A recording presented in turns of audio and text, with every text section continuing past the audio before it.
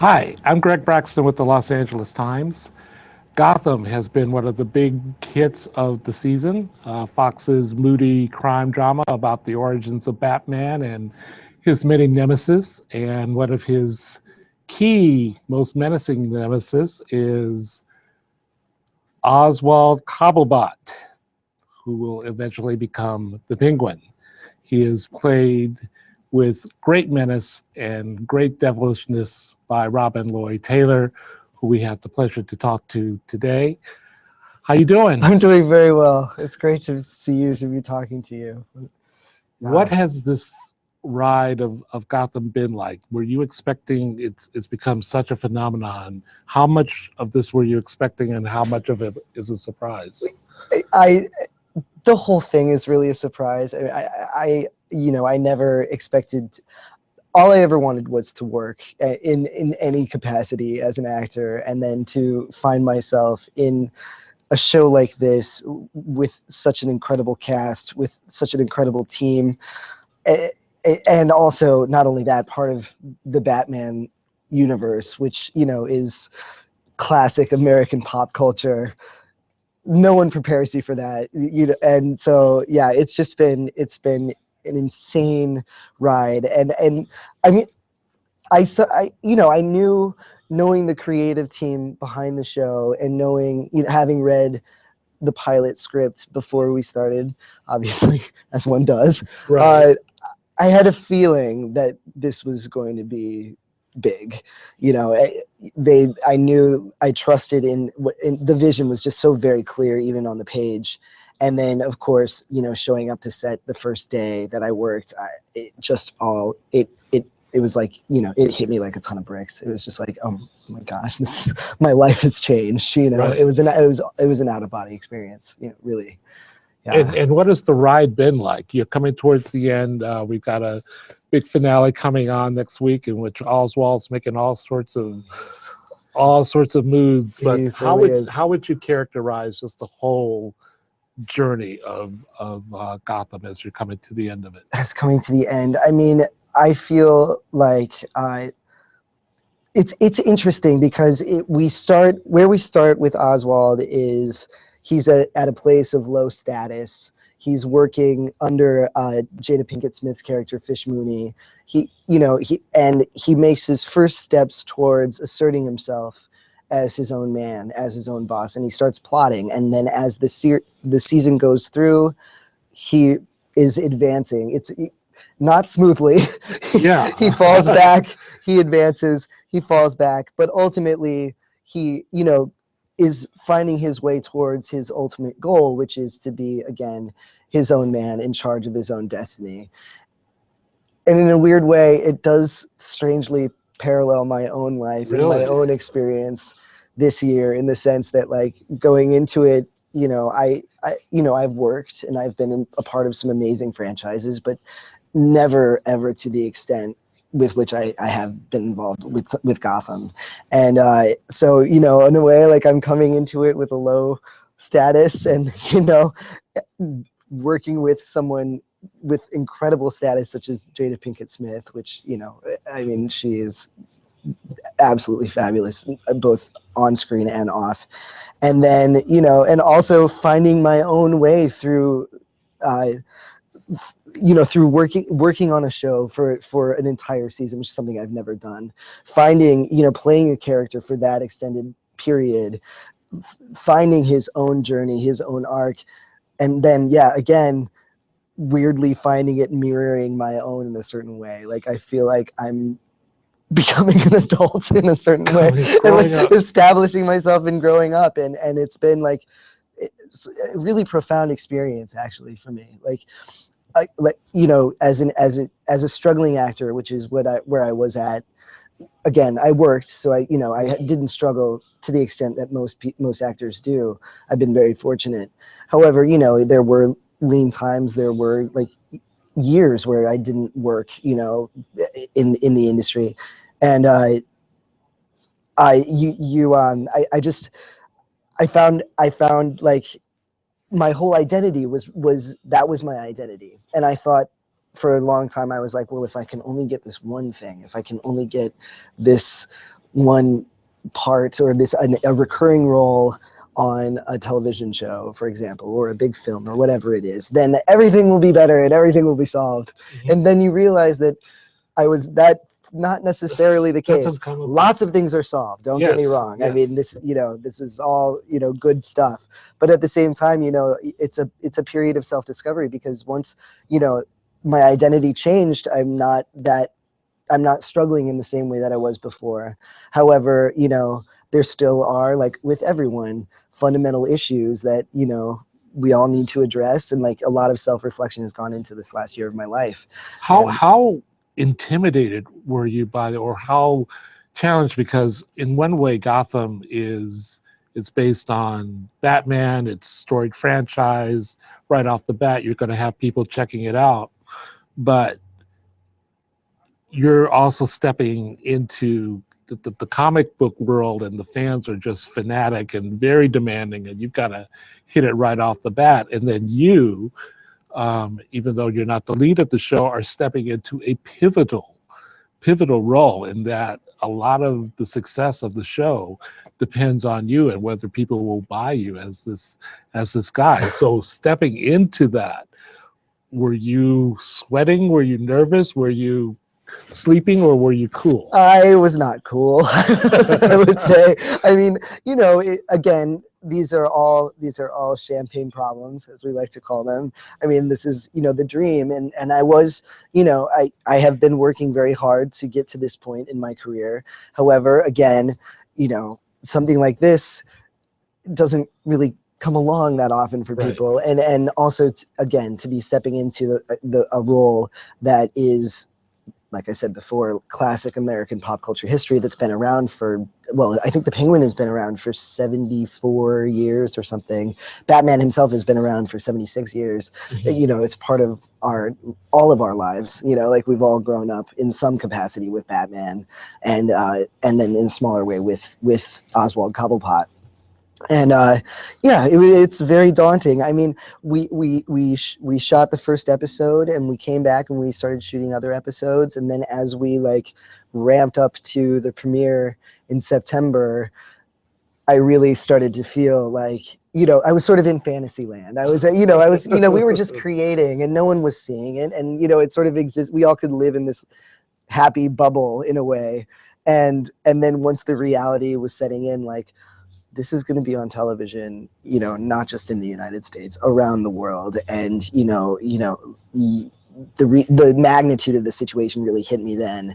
And yeah, I had to, adjust to that and wrap my brain around that, and ultimately come to the place of just letting go of control and just, trusting that the work will speak for itself, and also, being an honest person, and just, and knowing that hopefully if I'm true to myself and true to the character, and in terms of what Bruno Heller has created, I just trusting in that and knowing that that'll carry me through. And that's really ultimately what helped me make that transition to somewhat of to the big time, in a way, to the spotlight. What always impressed me about your portrayal is that we're so familiar with the previous portrayals of Penguin, and you've got all these other models to look at, but you brought something so fresh and original to Oswald. What was that, and what was your process in molding him and making him this guy that really bad, but we sort of feel sorry for him and are charmed by him? I have to give a lot of credit to Bruno Heller, who really created such a rich world, and also such a rich character, and so much of it was very clear on the page. However, and he and I, saw him very similarly, in the sense that, because this is an origin story, we are seeing parts of him that we've never seen before, parts of this character that haven't been portrayed. And with that, there was within myself and with Bruno and the entire team, there was a real desire to keep these characters rooted in some reality, which, you know, speaks to Batman as a whole. Batman as a superhero is not supernatural. Right. He is governed by the same forces that govern you and I, such Right. as gravity, Right. you know, what have you. And but that was really my goal, was to find what it is about this character that is human and bring that forth, and also find what is inside of him that motivates him to strive to be a powerful person. And when I got the role, I went back to the comics and did research. Were you into Batman before you got this role? How much were you into comics? I was into comics, not quite to the extent of some of my friends, but I did follow certain Batman stories when I was younger. Of course, the films were hugely formative for me. Seeing the original Michael Keaton, Jack Nicholson Batman on the big screen opening night in Cedar Rapids, Iowa. There you go. You know, oh, wow. Huge moments. It was the first time I'd ever seen a line in front of a movie theater. You know, it was this incredible moment for me. And I had been hooked on those ever since. But when, of course, getting cast, then I was like, okay, I really want to know more. You know, I want to know, you know, as much as I can know. And I reached out to Jeff Johns, who is the head of DC Comics. He hand selected some stories that really focused on where Oswald came from, like his younger years. And in going in there, in reading those, I learned that he was a bullied kid. He mercilessly, for the way he looked, for his interests, and being from a small town in Iowa, interested in the arts, going to a very sports oriented school.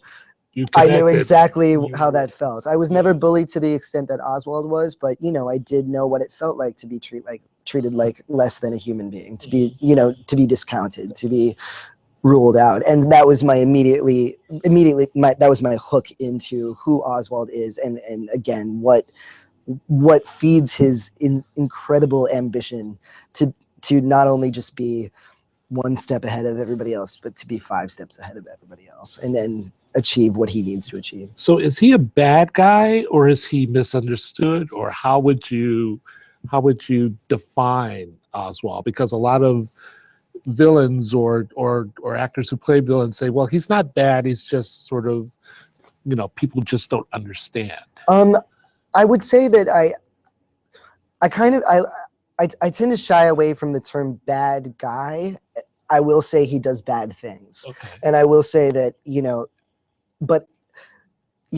I really do believe that a person who does even the most unspeakable things in their life, if you understand where they came from and what drove them to do those things, I don't think it's sympathy necessarily, because I wouldn't want to say, that I would do the same thing in their position, for various reasons.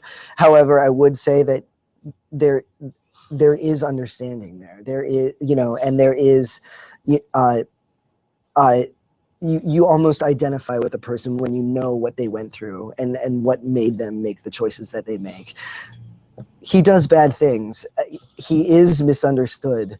However, the world that we are in this show, Gotham City, is a place where it is necessary to you are driven. You can't be 100% good. You can't be 100% bad. You have to find the in between. There's really no way around it.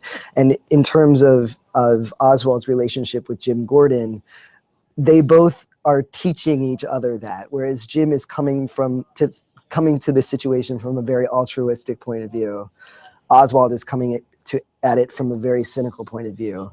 And both of them, I think that's one of my favorite relationships in the show, is that they both have something really fundamental to teach each other. In that in between, that's where, that's where Gotham City lies, is between the altruistic, the good, the ultimate good, and the ultimate evil. So how do you get into Oswald's head? What's your process every day when you're on the set? How do you get into this guy's head? Because you look so much different than you do. So how much of it is side?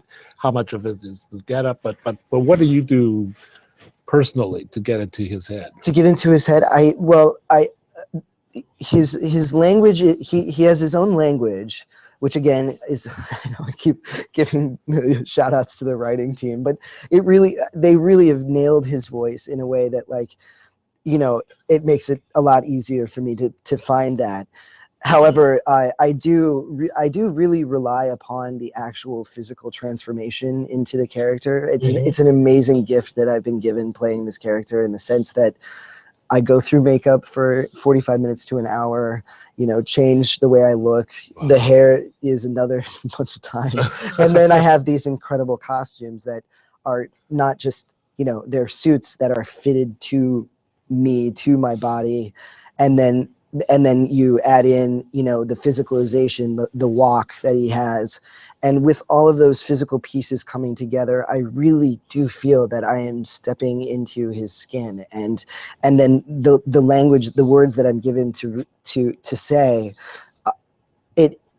it's a really strange thing. It really does feel transformative, like inside, like the outside informs the inside for me.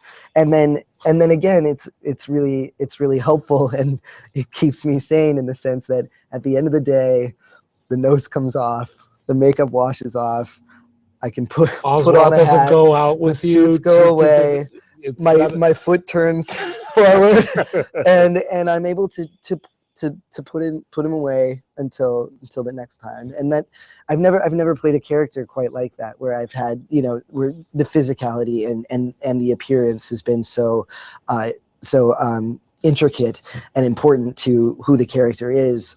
So it's an amazing tool to be given to, and I take full advantage of it. What is the penguin walk? How do you do this? Do you have something in your shoe? Or? I do have something in my shoe. I do. I give a lot of props to Stella Adler for, it's the old acting trick where it's like, if your character has a limp, put a rock in your shoe, and it makes it real for you. And yeah, I do. The great thing about,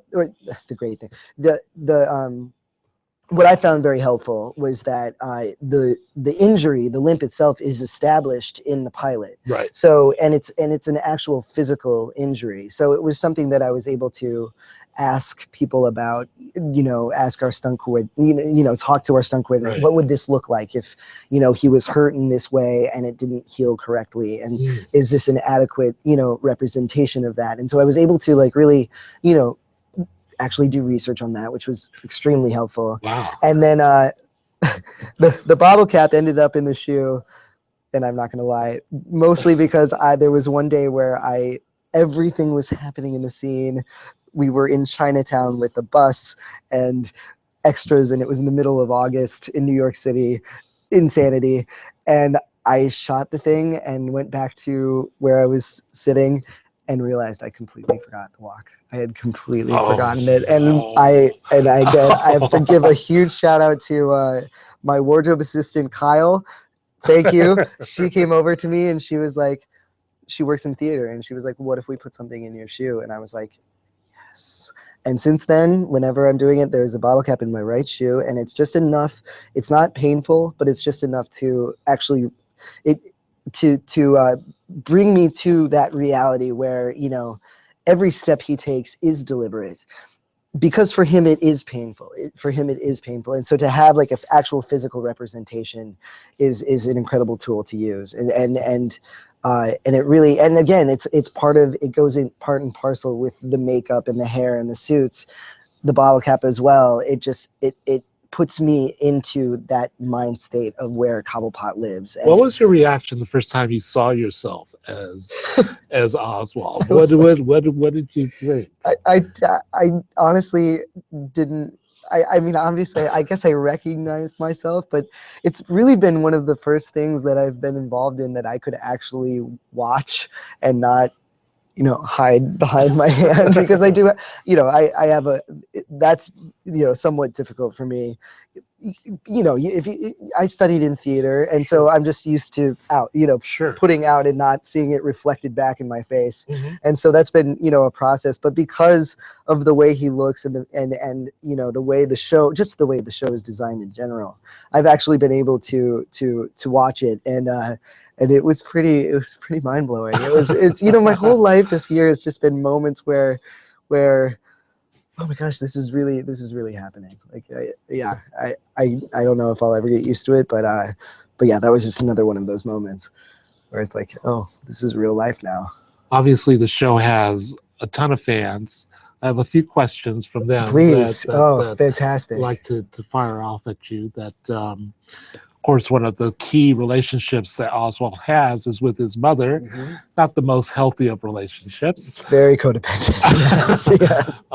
Might cross a few lines. A little bit, What's yeah. it been like to work with Carole Kane? And this person wants to know, what was it like kissing your own mother?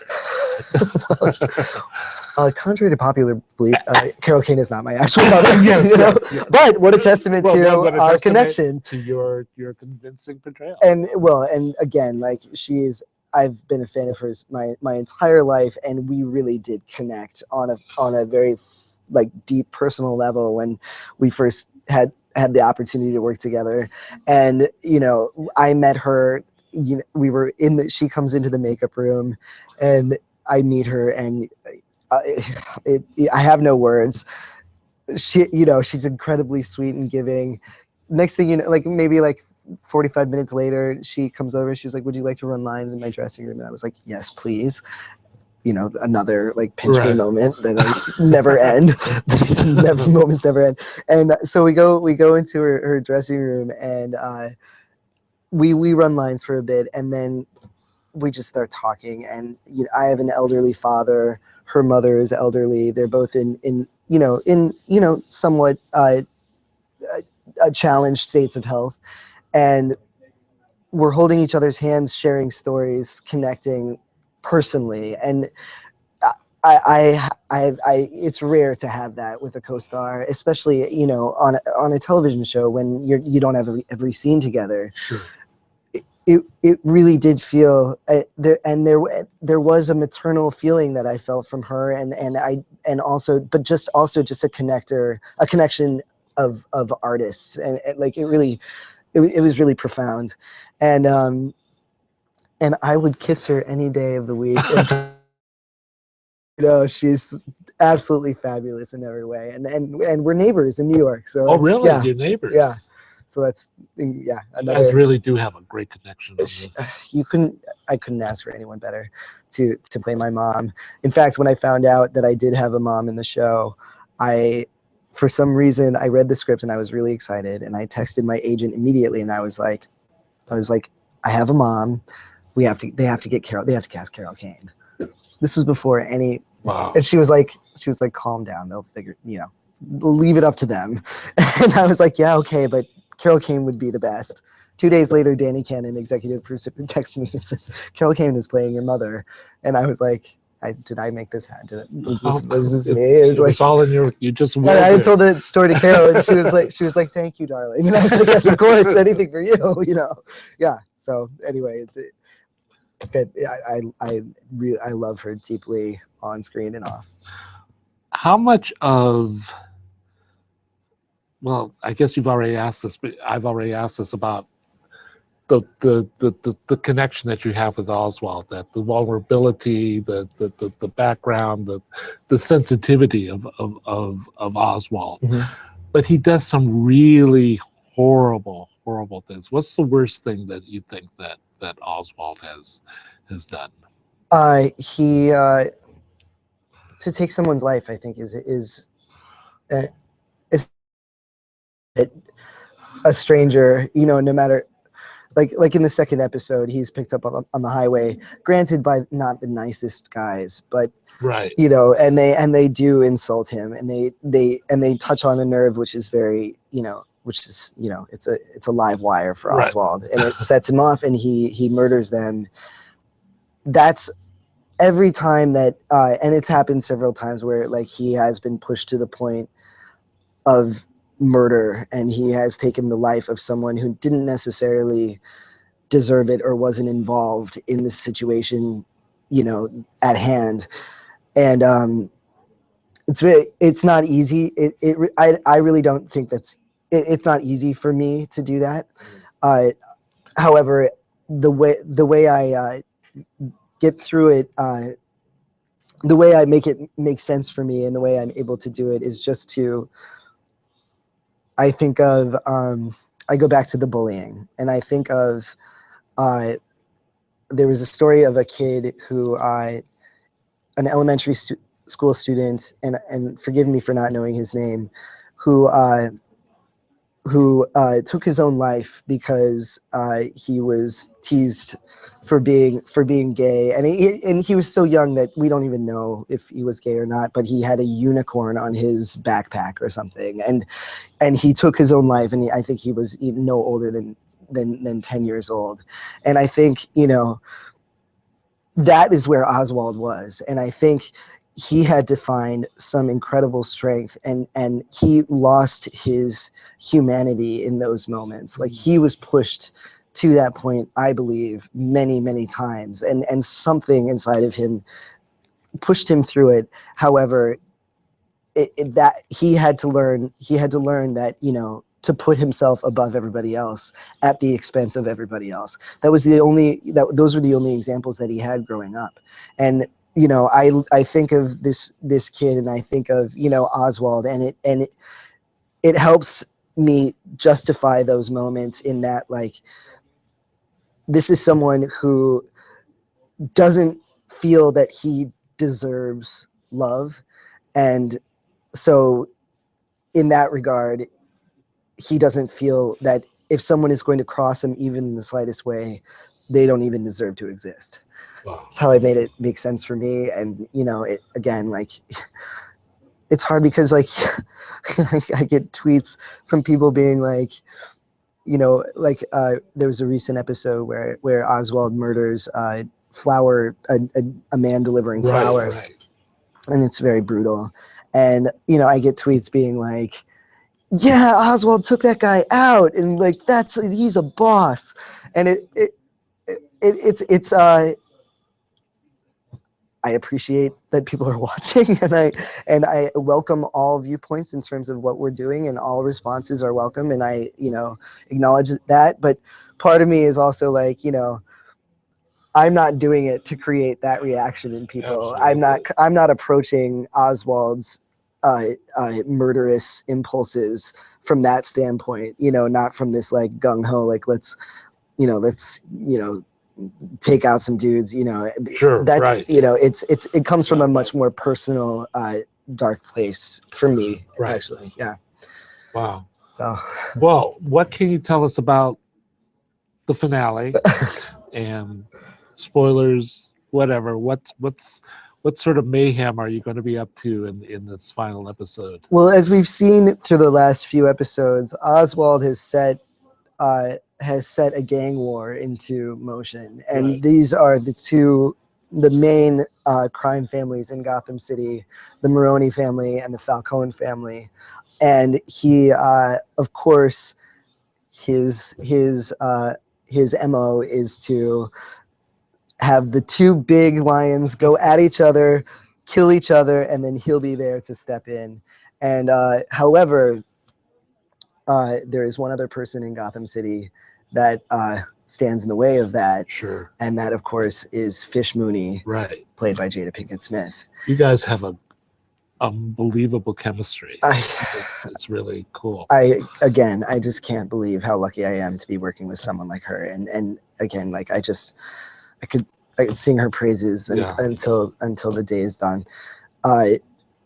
We have a confrontation in the final episode that is really intense, and it's another example of real life blending with the fantasy that we're creating, because she is the one standing in Oswald's way, which is not to say that Jada's standing in my way at all, but she's standing in his way, and for him to succeed, she has to go. It's an ambiguous, it's not completely clear exactly what happens to her, but it's a very poignant scene, and truth be told, it was a very intense night when we shot this. We were shooting on a roof in Brooklyn on the waterfront. And when it was over, like I completely burst into tears, because it was just to have this connection with my fellow actor, and to have it be Jada, who is someone who's taught me so much about, in this last year, has taught me so much about navigating this world that suddenly I find myself in, being in, in the limelight. Not, of course, I'm not to the extent that she is, but she knows, she's been through it all. And it was just a really, really poignant, intense moment for me personally, as well as it was for Oswald. And I can't wait for people to see that. And I really hope that comes across. Yeah. Well, I really, I think you're one of the true highlights of Gotham. Your portrayal is just unbelievable. You going on to season 2, and we can't wait to see that. So thank you. Really appreciate you stopping by. It's absolutely my pleasure. Your insights. It's great. Thank you so much for your kind words, and for you to say that with our amazing cast. Like we're so lucky to have the cast that we have. It really means the world to me. Like I thank you so much. Great. Thank you very much for tuning in. For more of this, for more TV chats and TV coverage, go to latimes.com. Thank you very much. Thanks.